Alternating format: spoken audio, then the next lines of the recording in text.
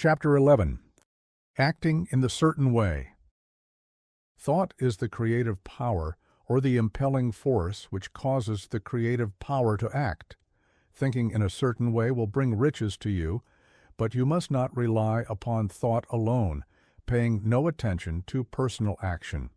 That is the rock upon which many otherwise scientific metaphysical thinkers meet shipwreck the failure to connect thought with personal action.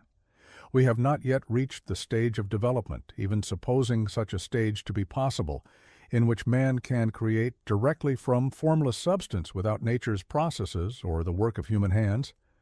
Man must not only think, but his personal action must supplement his thought.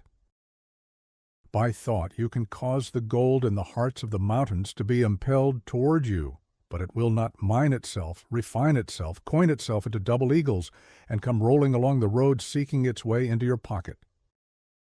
Under the impelling power of the Supreme Spirit, men's affairs will be so ordered that someone will be led to mine the gold for you. Other men's business transactions will be so directed that the gold will be brought toward you, and you must so arrange your own business affairs that you may be able to receive it when it comes to you. Your thought makes all things, animate and inanimate, work to bring you what you want. But your personal activity must be such that you can rightly receive what you want when it reaches you. You are not to take it as charity, nor to steal it. You must give every man more in use value than he gives you in cash value. The scientific use of thought consists in forming a clear and distinct mental image of what you want, in holding fast to the purpose to get what you want, and in realizing with grateful faith that you do get what you want. Do not try to project your thought in any mysterious or occult way, with the idea of having it go and do things for you. That is wasted effort, and will weaken your power to think with sanity. The action of thought in getting rich is fully explained in the preceding chapters.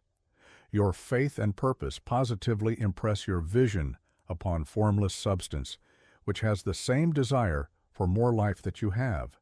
And this vision received from you sets all the creative forces at work in and through their regular channels of action, but directed toward you. It is not your part to guide or supervise the creative process. All you have to do with that is to retain your vision, stick to your purpose, and maintain your faith and gratitude. But you must act in a certain way, so that you can appropriate what is yours when it comes to you, so that you can meet the things you have in your picture and put them in their proper places as they arrive. You can really see the truth of this. When things reach you, they will be in the hands of other men who will ask an equivalent for them, and you can only get what is yours by giving the other man what is his. Your pocketbook is not going to be transformed into a Fortunato's purse, which shall be always full of money without effort on your part. This is the crucial point in the science of getting rich, right here, where thought and personal action must be combined. There are very many people who, consciously or unconsciously, set the creative forces in action by the strength and persistence of their desires, but who remain poor because they do not provide for the reception of the thing they want when it comes. By thought, the thing you want is brought to you. By action, you receive it. Whatever your action is to be, it is evident that you must act now. You cannot act in the past, and it is essential to the clearness of your mental vision that you dismiss the past from your mind. You cannot act in the future, for the future is not here yet, and you cannot tell how you will want to act in any future contingency until that contingency has arrived. Because you are not in the right business or the right environment now, do not think that you must postpone action until you get into the right business or environment. And do not spend time in the present taking thought as to the best course in possible future emergencies. Have faith in your ability to meet any emergency when it arrives. If you act in the present with your mind on the future, your present action will be with a divided mind and will not be effective. Put your whole mind into present action. Do not give your creative impulse to original substance and then sit down and wait for results. If you do, you will never get them. Act now. There is never any time but now, and there never will be any time but now. If you are ever to begin to make ready for the reception of what you want, you must begin now.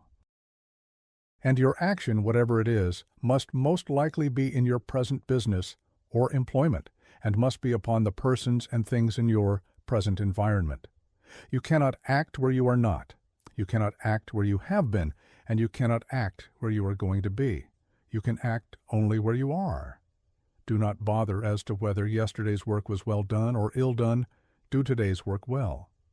Do not try to do tomorrow's work now. There will be plenty of time to do that when you get to it. Do not try by occult or mystical means to act on people or things that are out of your reach. Do not wait for a change of environment before you act. Get a change of environment by action.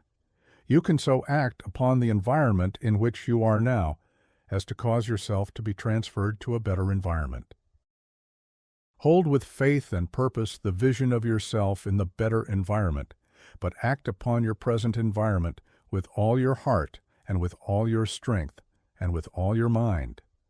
Do not spend any time in daydreaming or castle building. Hold to the one vision of what you want and act now. Do not cast about seeking some new thing to do or some strange, unusual, or remarkable action to perform as a first step toward getting rich.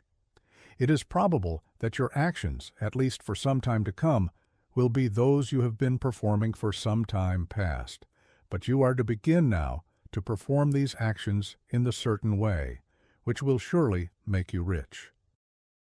If you are engaged in some business and feel that it is not the right one for you, do not wait until you get into the right business before you begin to act. Do not feel discouraged or sit down and lament because you are misplaced. No man was ever so misplaced but that he could not find the right place, and no man ever became so involved in the wrong business but that he could get into the right business.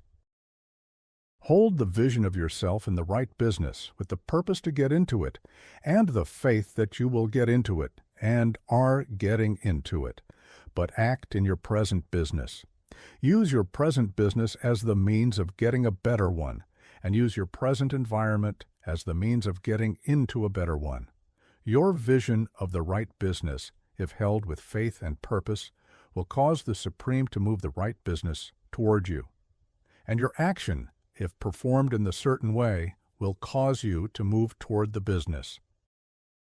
If you are an employee or wage earner and feel that you must change places in order to get what you want, do not project your thought into space and rely upon it to get you another job.